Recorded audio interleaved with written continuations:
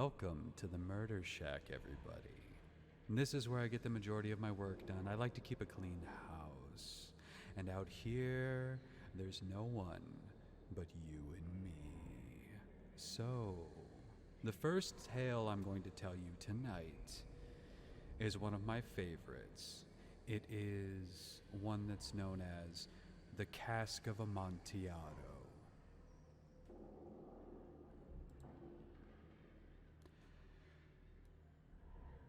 The 1,000 injuries of Fortunato I had borne as best I could, but when he ventured upon insult, I vowed revenge.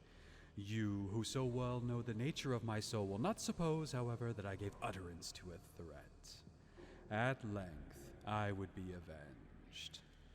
This was a point definitely settled, but the very definitiveness with which it was resolved precluded the idea of risk. I must not only punish, but punish with impunity. A wrong is unredressed when retribution overtakes its redresser.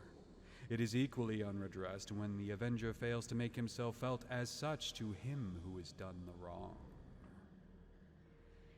It must be understood that neither by word nor deed had I given Fortunato cause to doubt my goodwill. I continued, as was my wont, to smile in his face, and he did not perceive that my smile now was at the thought of his immolation. He had a weak point, this Fortunato, although in other regards he was a man to be respected and even feared. He prided himself on his connoisseurship of wine. Few Italians have the true virtuoso spirit. For the most part, their enthusiasm is adopted to suit the time and opportunity to practice imposture upon British and Austrian millionaires. In painting and gemmery, Fortunato, like his countrymen, was a quack, but in the matter of old wines, he was sincere.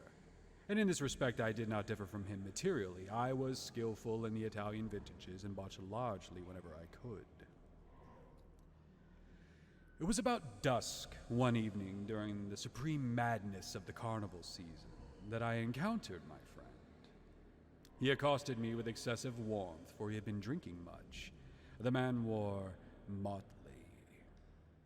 He had on a tight-fitting party-striped dress, and his head was surmounted by the conical cap and bells. I was so pleased to see him that I thought I should never have done wringing his hand. I said to him, "My dear Fortunato, you are luckily met. How remarkably well you are looking today. But I have received a pipe of what passes for Amontillado, and I have my doubts." "How?" said he. "Amontillado, a pipe? Impossible. In the middle of the carnival." "I have my doubts," I replied. "And I was silly enough to pay the full Amontillado price without consulting you in the matter. You were not to be found, and I was fearful of losing a bargain." "Amontillado." "I have my doubts." "Amontillado." "And I must satisfy them." "Amontillado." "As you are engaged, I am on my way to Lucchese. If anyone has a critical turn, it is he. He will tell me Lucchese cannot tell Amontillado from sherry. And yet some fools will have it that his taste is a match for your own." "Come, let us go." "Whither?" "To your vaults." "My friend, no. I will not oppose upon your good nature. I perceive you have an engagement. Lucchese, I have no engagement. Come." "My friend, no. It is not the engagement, but the severe cold with which I perceive you are afflicted. The vaults are insufferably damp. They are encrusted with nitre." "Let us go, nevertheless. The cold is merely nothing.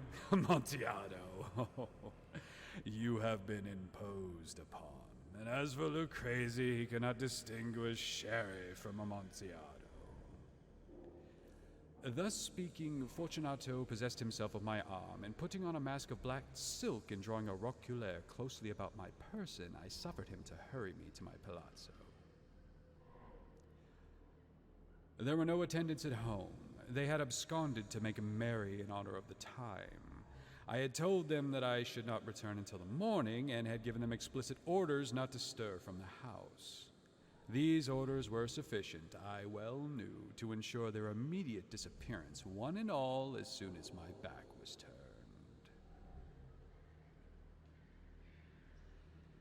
I took from their sconces 2 flambeaux, and giving one to Fortunato, bowed him through several suites of rooms to the archway that led into the vaults. I passed down a long and winding staircase, requesting him to be cautious as he followed. We came at length to the foot of the descent, and stood together upon the damp ground of the catacombs of the Montressors. The gait of my friend was unsteady, and the bells upon his cap jingled as he strode. "The pipe?" he said. "It is farther on," said I.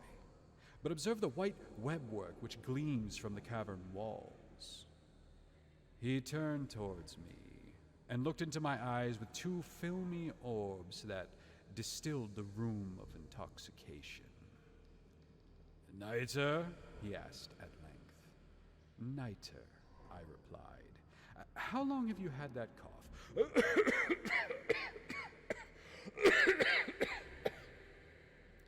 My poor friend found it impossible to reply for many minutes. "It is nothing," he said at last. "Come," I said with decision. "We will go back. Your health is precious. You are rich, respected, admired, beloved. You are happy as once I was. You are a man to be missed. For me it is no matter. We will go back. You will be ill, and I cannot be responsible. Besides, there is Lucrezi." "Enough," he said. "The cough's a mere nothing. It will not kill me. I shall not die of a cough." True, I replied. "And indeed I had no intention of alarming you unnecessarily, but you should use all proper caution. A draught of this Medoc will defend us from the damps." Here I knocked off the neck of a bottle which I drew from a long roll of its fellows and lay upon the mold. "Drink," I said, presenting him the wine. He raised it to his lips with a leer. He paused and nodded to me familiarly while his bells jingled. "I drink," he said, "to the buried that repose around us." "And I to your long life." He again took my arm, and we proceeded. "These vaults," he said, "are extensive." "The Montressors," I replied, "were a great and numerous family." I forget your arms." "A huge human foot d'or in a field azure. The foot crushes a serpent rampant whose fangs are embedded in the heel." And the motto?" "Nemo me impune lacessit." "Good," he said. The wine sparkled in his eyes and the bells jingled. My own fancy grew warm with the Medoc. We had passed through long walls of piled skeletons, with casks and puncheons intermingling, into the inmost recesses of the catacombs. I paused again, and this time I made bold to seize Fortunato by an arm above the elbow. "The nitre," I said. "See, it increases. It hangs like moss upon the vaults. We are below the river's bed. The drops of moisture trickle among the bones. Come, we will go back ere it is too late. Your cough, it is nothing," he said. "Let us go on, but first another draught of the Medoc." I broke and reached him a flagon of de Grave. He emptied it at a breath. His eyes flashed with a fierce light. He laughed and threw the bottle upwards with a gesticulation I did not understand. I looked at him in surprise. He repeated the movement, a grotesque one. "You do not comprehend," he said. "Not I," replied. "Then you are not of the Brotherhood." "How?" "You are not of the Masons." Yes, I replied. Yes. "You? Impossible. A Mason?" "A Mason," I replied. "A sign," he said, "a sign." "It is this," I answered, producing from beneath the folds of my roquelaire a trowel. Ah, you jest, he exclaimed, recoiling a few paces. But let us proceed to the Amontillado. Be it so, I said, replacing the tool beneath the cloak and again offering him my arm. He leaned upon it heavily. We continued our route in search of the Amontillado. We passed through a range of low arches, descended, passed on, and descending again, arrived at a deep crypt in which the foulness of the air caused our flambeau rather to glow than flame. At the most remote end of the crypt there appeared another less spacious. Its walls had been lined with human remains, piled to the vault overhead in the fashion of the great catacombs of Paris. 3 sides of this interior crypt were still ornamented in this manner. From the 4th side, the bones had been thrown down and lay promiscuously upon the earth, forming at one point a mound of some size. Within the wall thus exposed by the displacing of the bones, we perceived a still interior crypt or recess, in depth about 4 feet, in width 3, in height 6 or 7. It seemed to have been constructed for no especial use within itself, but formed merely the interval between 2 of the colossal supports of the roof of the catacombs, and was backed by one of their circumscribing walls of solid granite. It was in vain that Fortunato, uplifting his dull torch, endeavored to pry into the depth of the recess. Its termination the feeble light did not enable us to see. "Proceed," I said. "Herein is the Amontillado. As for Lucrezi, he is an ignoramus," interrupted my friend, as he stepped unsteadily forward, while I followed immediately at his heels. In an instant he had reached the extremity of the niche, and finding his progress arrested by the rock, stood stupidly bewildered. A moment more, and I had fettered him to the granite. In its surface were 2 iron staples, distant from each other about 2 feet, horizontally. From one of these depended a short chain, from the other a padlock. Throwing the links about his waist, it was about the work of a few seconds to secure it. He was too much astonished to resist. Withdrawing the key, I stepped back from the recess. "Pass your hand," I said, "over the wall. You cannot help but feeling the nitre. Indeed, it is very damp. Once more, let me implore you to return. No? Then I must positively leave you. But I must first render you all the little attentions in my power." The Amontillado! ejaculated my friend, not yet recovered from his astonishment. "True," I replied, "the Amontillado." As I said these words, I busied myself among the pile of bones for which I have before spoken. Throwing them aside, I soon uncovered a quantity of building stone and mortar. With these materials, and with the aid of my trowel, I began vigorously to wall up the entrance of the niche. I had scarcely laid the first tier of the masonry when I discovered that the intoxication of Fortunato had in great measure worn off. The earliest indication I had of this was a low moaning cry from the depth of the recess. It was not the cry of a drunken man. There was then a long and obstinate silence. I laid the 2nd tier, and the 3rd, and the 4th, and then I heard the furious vibrations of the chain. The noise lasted several minutes, during which, that I might hearken to it with more satisfaction, I ceased my labors and sat down upon the bones. When at last the clinking subsided, I resumed the trowel and finished without interruption the 5th, the 6th, and the 7th tier. The wall was now nearly upon the level with my breast. I again paused, and holding the flambeau over the mason work, threw a few feeble rays upon the figure within. A succession of loud and shrill screams, bursting suddenly from the throat of the chained form, seemed to thrust me violently back. For a brief moment I hesitated. I trembled. Unsheathing my rapier, I began to grope with it about the recess. But the thought of an instant reassured me. I placed my hand upon the solid fabric of the catacombs and felt satisfied. I reapproached the wall. I replied to the yells of him who clamored. I re-echoed, I aided, I surpassed them in volume and in strength. I did this, and the clamorer grew still. It was now midnight, and my task was drawing to a close.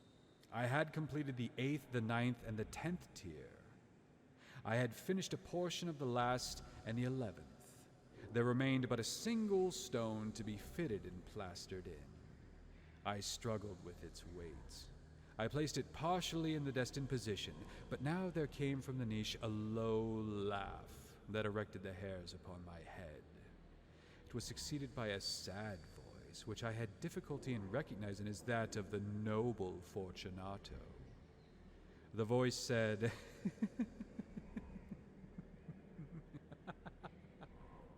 A very good joke indeed, and an excellent jest. We will have many a rich laugh about it at the palazzo, over our wine.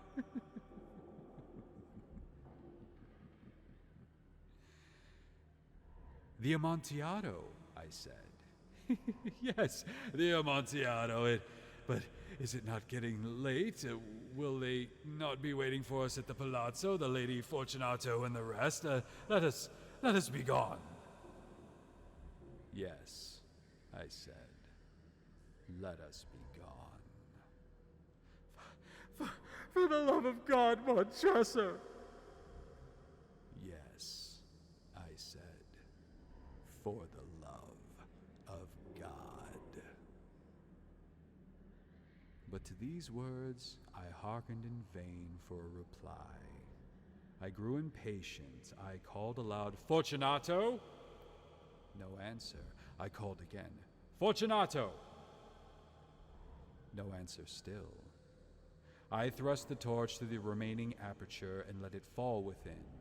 There came forth in return only a jingling of the bells. My heart grew sick. It was the dampness of the catacombs that made it so. I hastened to make an end of my labor.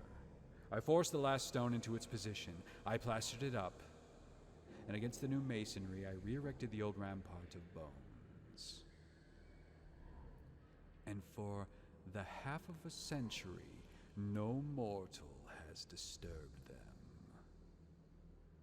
In pace requiescat.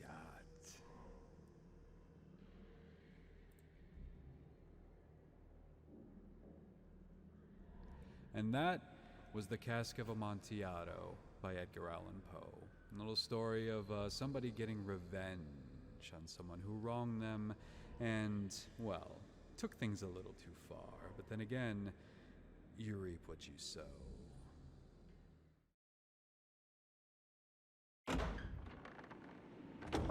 Now, this next one is a classic that most people know. Most people are a big fan of. It's one of the more well-known short stories that Poe has done. This is The Telltale Heart.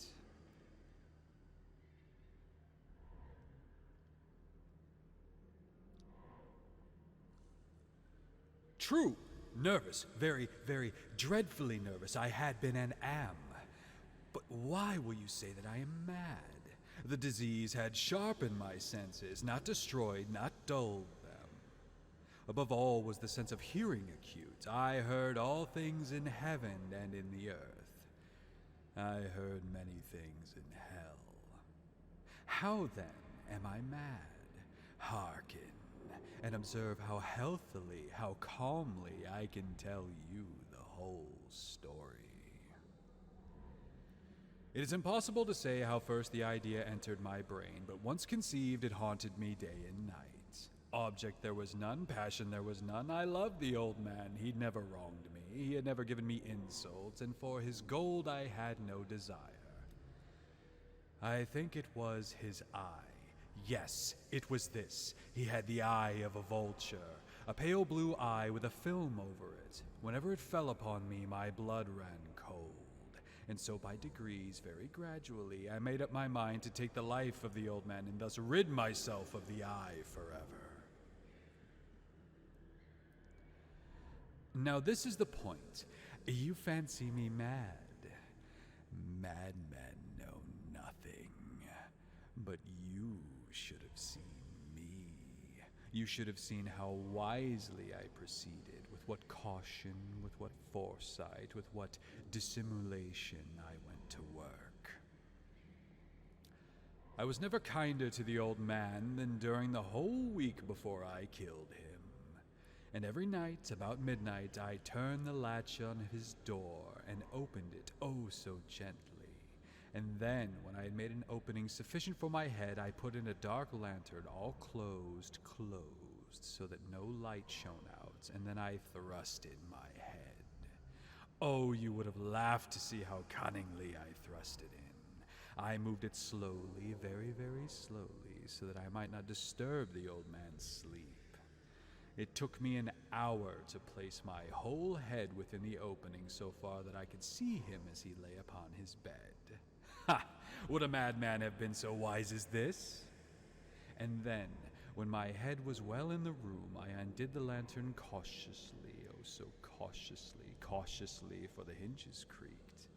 I undid it just so much that a single thin ray fell upon the vulture eye. And this I did for 7 long nights, every night, just at midnight. But I found the eye always closed, and so it was impossible to do the work, for it was not the old man that vexed me, but his evil eye. And every morning, when the day broke, I went boldly into the chamber and spoke courageously to him, calling him by name in a hearty tone, and inquiring how he had passed the night. So you see, he would have been a very profound old man indeed to suspect that every night, just at 12, I looked in upon him while he slept. Upon the 8th night, I was more than usually cautious in opening the door. A watch's minute hand moves quicker than did mine. Never before that night had I felt the extent of my own powers, of my sagacity. I could scarcely contain my feelings of triumph. To think that there I was, opening the door little by little, and he not even to dream of my secret deeds or thoughts. I fairly chuckled at the idea, and perhaps he heard me, for he moved on the bed suddenly as if startled. Now you may think that I drew back, but no. His room was as black as pitch with the thick darkness, for the shutters were close fastened through fear of robbers.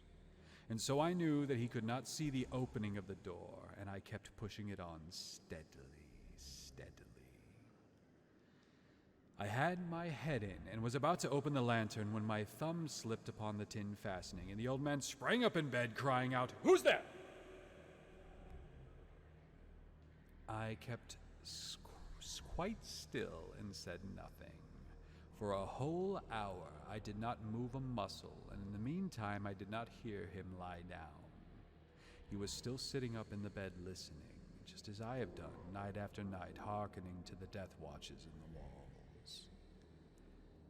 Presently I heard a slight groan, and I know it was the groan of mortal terror.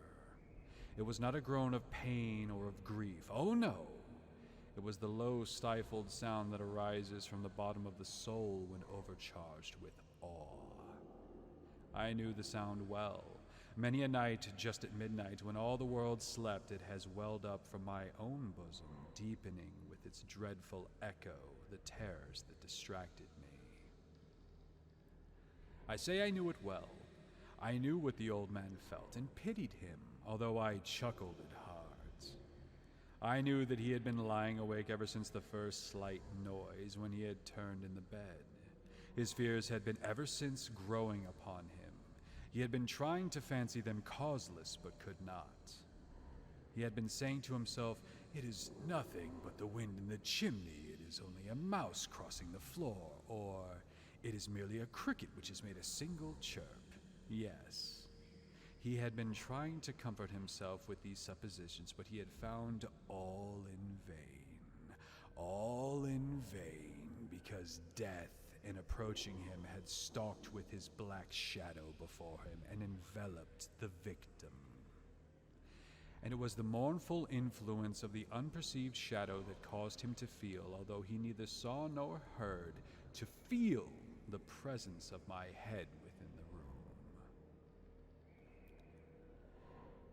When I had waited a long time, very patiently, without hearing him lie down, I resolved to open a very, very little crevice in the lantern. So I opened it. You cannot imagine how stealthily, until at length a single dim ray, like the thread of a spider, shot from the crevice and fell full upon the vulture eye. It was open, wide open, and I grew furious as I gazed upon it. I saw it with perfect distinctness, all a dull blue with a hideous veil over it that chilled the very marrow of my bones. But I could not see nothing else of the old man's face or person, for I had directed the ray as if by instinct precisely upon the damned spot. And have I not told you that what you mistake for madness is but over-acuteness of the senses? Now I say there came to my ears a low, dull, quick sound, such as a watch makes when enveloped in cotton. I knew that sound well, too. It was the beating of the old man's heart. It increased my fury as the beating of a drum stimulates the soldier into courage. But even yet, I refrained and kept still. I scarcely breathed. I held the lantern motionless. I tried how steadily I could to maintain the ray upon the eye. Meantime, the hellish tattoo of the heart increased. It grew quicker and quicker and louder every instant. The old man's terror must have been extreme. It grew louder, I say louder, every moment. Do you mark me well? I have told you that I am nervous, and so I am. And now, at the dead hour of night, amid the dreadful silence of that old house, so strange a noise as this excited me to uncontrollable terror. Yet, for some minutes longer, I refrained and stood still. But the beating grew louder and louder. I thought the heart must burst, and now a new anxiety seized me. The sound would be heard by a neighbor. The old man's hour had come. With a loud yell, I threw open the lantern and leaped into the room. He shrieked once only. In an instant, I dragged him to the floor and pulled the heavy bed over him. I then smiled gaily to find the deed so far done. But for many minutes, the heart beat on with a muffled sound. This, however, did not vex me. It would not be heard through the wall. At length it ceased. The old man was dead. I removed the bed and examined the corpse. Yes, he was stone dead. I placed my hand upon his heart and held it there for many minutes. There was no pulsation. Stone dead. His eye would trouble me no more.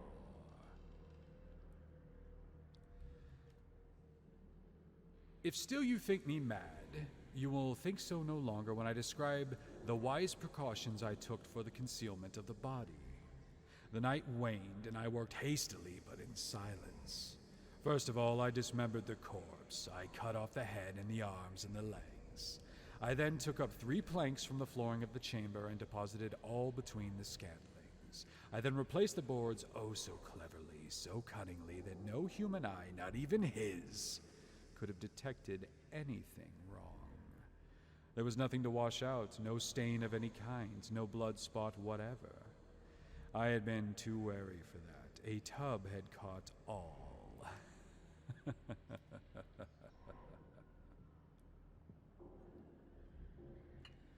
When I had made an end to these labors, it was 4 o'clock, still dark as midnight.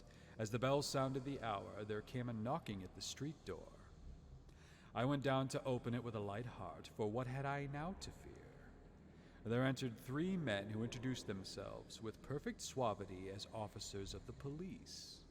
A shriek had been heard by a neighbor during the night. Suspicion of foul play had been aroused. Information had been lodged at the police office, and they, the officers, had been deputed to search the premises. I smiled, for what had I to fear? I bade the gentlemen welcome. The shriek, I said, was my own in a dream. The old man I mentioned was absent in the country. I took my visitors all over the house and bade them search well. I led them at length to his chamber. I showed them his treasures, secure, undisturbed.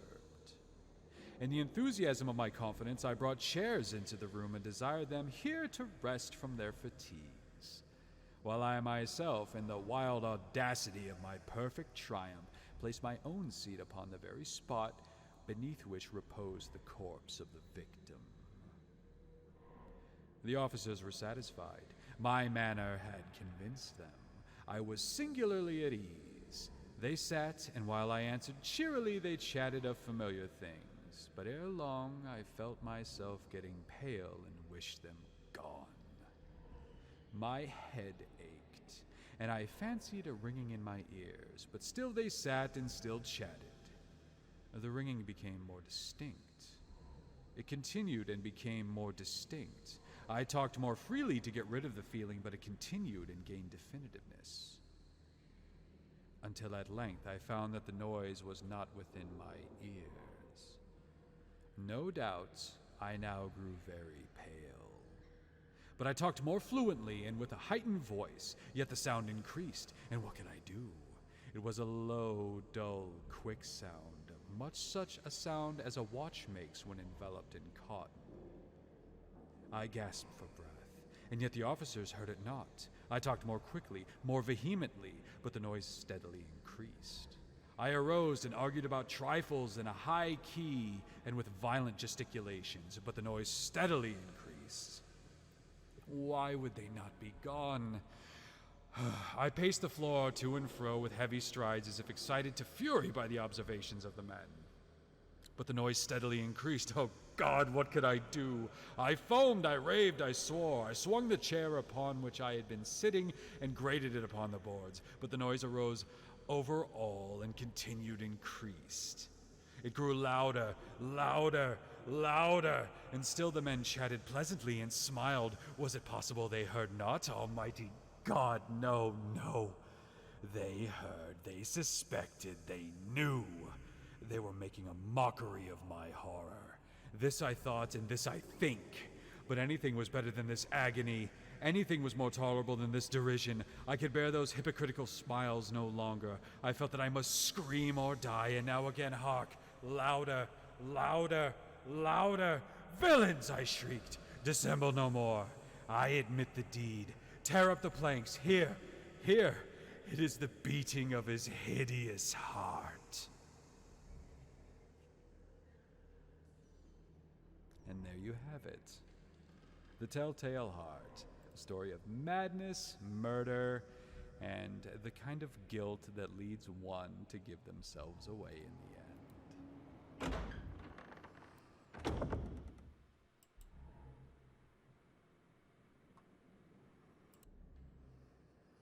And welcome back to the Murder Shack.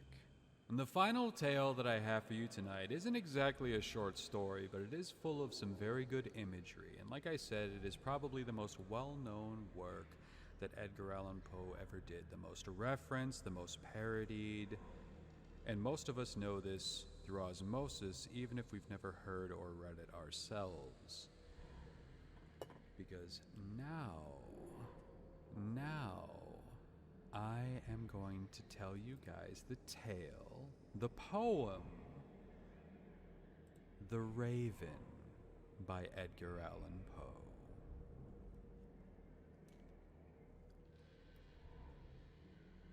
Once upon a midnight dreary, while I pondered, weak and weary, over many a quaint and curious volume of forgotten lore, while I nodded, nearly napping, suddenly there came a tapping as of someone gently rapping at my chamber door. "'Tis some visitor," I muttered, tapping entrance at my chamber door. "Only this and nothing more." Ah, how distinctly I remember 'twas in the bleak December, and each separate dying ember wrought its ghost upon the floor. Eagerly I wished the morrow. Vainly I had sought to borrow from my book surcease of sorrow. Sorrow for the lost Lenore, for the rare and radiant maiden whom the angels named Lenore, nameless here forevermore. And the silken, sad, uncertain rustling of each purple curtain thrilled me, filled me with fantastic terrors never felt before. So that now, to still the beating of my heart, I stood repeating, "'Tis some visitor entreating entrance at my chamber door, some late visitor entreating entrance at my chamber door. This it is and nothing more." Presently my soul grew stronger, hesitating then no longer. "Sir," said I, "or madam, truly your forgiveness I implore, but the fact is I was napping, and so gently you came rapping, and so faintly you came tapping, tapping at my chamber door that I scarce was sure I heard you. Here I opened wide the door. Darkness there, and nothing more. Deep into that darkness peering, long I stood there, wandering, fearing, doubting, dreaming dreams no mortal ever dared to dream before. But the silence was unbroken, and the stillness gave no token, and the only word there spoken was the whispered word, "Lenore." This I whispered, and an echo murmured back the word, "Lenore." Merely this, and nothing more. Back into the chamber turning, all my soul within me burning. Soon again I heard a tapping, something louder than before. "Surely," said I, "surely that is something at my window lattice. Let me see then where they're at, and this mystery explored. Let my heart be still a moment, and this mystery explored. 'Tis the wind and nothing more." Open here I flung the shutter when, with many a flirt and flutter, in there stepped the stately raven of the saintly days of yore. Not the least obeisance made he, not a minute stopped or stayed he, but with mien of lord or lady perched above my chamber door. Perched upon the bust of Pallas just above my chamber door. Perched and sat, nothing more. Then this ebony bird beguiling my sad fancy into smiling, by the grave and stern decorum of the countenance it wore. "Though thy crest be shorn and shaven, thou," I said, "art sure no craven, ghastly, grim, and ancient raven, wandering from the nightly shore. Tell me what thy lordly name is on the night's Plutonian shore." Quoth the raven, "Nevermore." Much I marveled this ungainly fowl to hear discourse so plainly, though its answer little meaning, little relevancy bore. For we cannot help agreeing that no living human being ever was blessed with seeing bird above his chamber door, bird or beast upon the sculpted bust above his chamber door, with such name as Nevermore. But the raven, sitting lonely on the placid bust, spoke only that one word, as if his soul in that one word he did outpour. Nothing further than he uttered, not a feather than he fluttered, till I scarcely more than muttered, "Other friends have flown before. On the morrow he will leave me, as my hopes have flown before." And then the bird said, "Nevermore." Startled at the stillness broken by reply so aptly spoken, "Doubtless," said I, "what it utters is its only stock and store, caught from some unhappy master whom unmerciful disaster followed fast and followed faster till his songs one burden bore, till the dirges of his hope that melancholy burden bore of never, nevermore." but the raven still beguiling all my fancy into smiling. Straight I wheeled a cushioned seat in front of bird and bust and door. Then upon the velvet sinking, I betook myself to linking fancy unto fancy, thinking what this ominous bird of yore, what this grim, ungainly, ghastly, gaunt, and ominous bird of yore meant in croaking nevermore. This I sat engaged in guessing, but no syllable expressing to the fowl whose fiery eyes now burned into my bosom's core. This and more I sat divining, with my head at ease reclining on the cushion's velvet lining that the lamplight gloated o'er, but whose velvet violet lining with the lamplight gloating o'er she shall press, nevermore. Then methought the air grew denser, perfumed from an unseen censer, swung by seraphim whose footfalls tinkled on the tufted floor. Wretch, I cried, thy God hath lent thee, by these angels he hath sent thee, respite, the nepenthe from my memories of Lenore. Quaff this kind nepenthe of forgot this lost Lenore. Quoth the raven, nevermore. Prophet, said I, thing of evil, prophet still of bird or devil, whether tempest sent or whether tempest tossed thee here ashore, desolate yet all undaunted, on this desert land enchanted, on this home by horror haunted, tell me truly, I implore, is there balm in Gilead? Tell me, I implore. Quoth the raven, nevermore. Prophet, said I, thing of evil, prophet still if bird or devil, by that heaven that bends above us, by that God we both adore, tell this soul with sorrow laden if, within the distant Aden, it shall clasp a sainted maiden whom the angels named Lenore, clasp a rare and radiant maiden whom the angels named Lenore.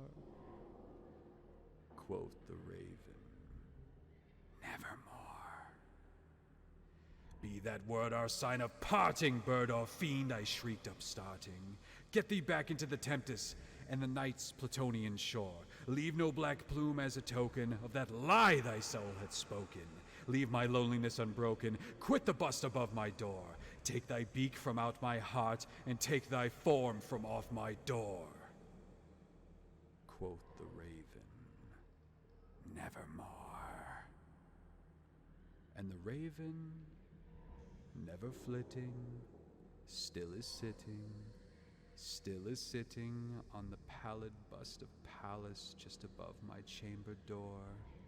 And his eyes have all the seeming of a demon's that is dreaming, and the lamplight o'er him streaming throws his shadow on the floor.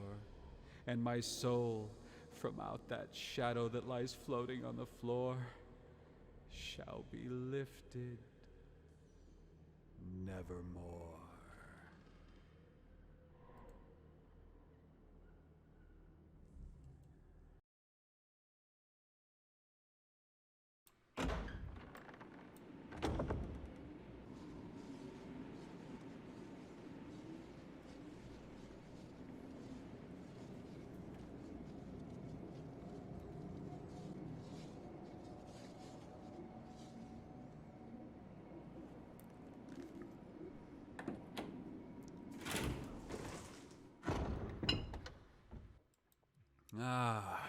Welcome back, everybody. And that was The Raven by Edgar Allan Poe, a story that has been told and retold thousands of times, thousands of different ways. Horror films, short stories, sequels, parodies, satire, absolutely everything. And it's a story that is pretty universal in its imagery, allegory, and is just something that has endured. Even though the way that you read it and the way that it kind of presents itself is, again, very outdated, very difficult when just reading it in your head if you're not doing it in the kind of sing-songy tone, similar to something like iambic pentameter, via Shakespeare. Because if you just read these stories regularly in your head and you don't read them with the kind of context and in a cadence that poetry and things like that are supposed to be read, it kind of loses a little bit in translation. So I tried to impart that a little bit with how I was reading it, with the pacing and stuff like that. So I hope that it came across, because it is a fantastic poem, and it's something that I think is pretty universal in its themes of loss and guilt and insanity and all of that good stuff. Guild Wars 2 has a legendary called Nevermore. That's a raven sitting on a branch. Absolutely. Call of Cthulhu is old and hard to read. Look, Call of Cthulhu, Lovecraft in and of itself is difficult to read. It's not something that you want to start off reading when it comes to horror, because Lovecraft was very much about cosmic horror, or having things that were so insane and so terrifying that even to look upon them would drive you insane. So it's the horror of the things that can't be comprehended by the smooth brain of men, woman, mankind. There we go. So yeah, I hope you guys enjoyed those. And like I said, in the future, I'm not going to be doing this all by myself. I am going to have other people come on and read stuff for me and with me. I do have some things in the works with a couple people who are here tonight, as well as some who aren't. And then going forward, the horror show is going to continue as it was. A lot of times on this show, we riff horror films, entire horror films. I have guests on where we talk about specific topics. There's some stuff coming up in the future. And yeah, next week I'm going to see if I can put together another show with a guest where we just watch a whole bunch of good stuff. We'll do the Tubi picks, we'll watch some trailers, we'll watch some shorts, and then we'll riff an actual film. So absolutely stick around and come back for that. As well as in the future, like I said, I'll have other people come on and do scary story readings. It's going to be classics. It could be anything from Lovecraft to Stephen King to scary stories to tell in the dark, urban legends, creepypastas, all kinds of stuff.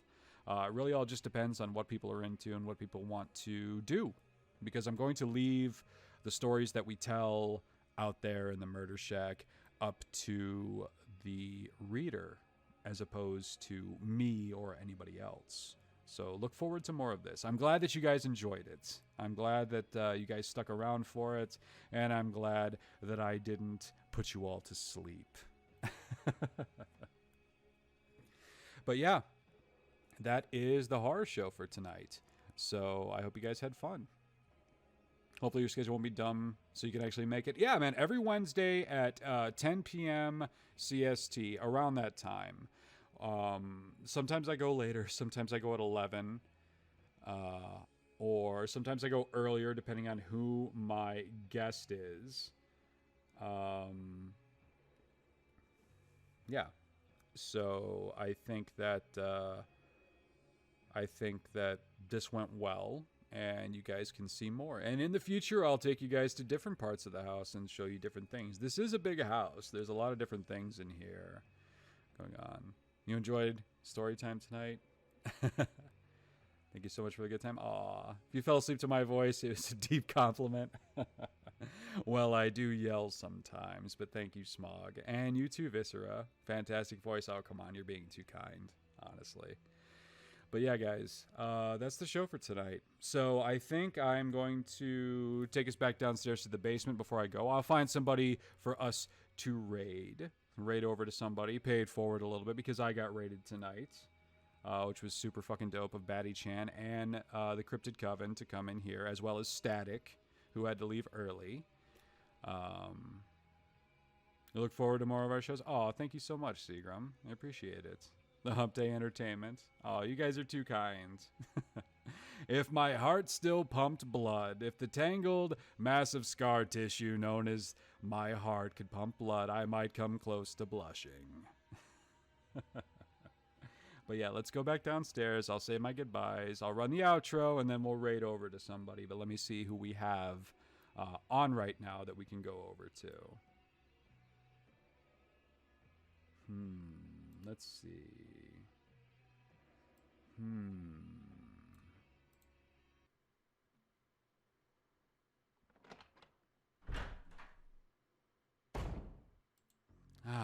There we go. Let's see.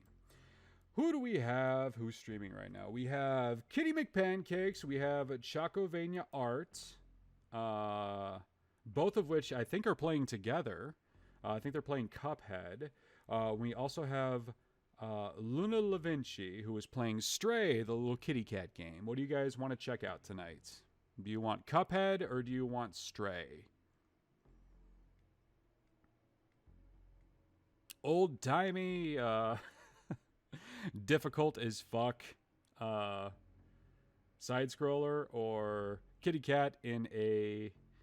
We got Cat Game is Horror in itself, Stray, Give Us Kitties, Cuphead. All right, guys, come on. I need... I've got two people saying different things. Cat Game is Horror in itself. Okay. So you guys want Stray? Is that what you want?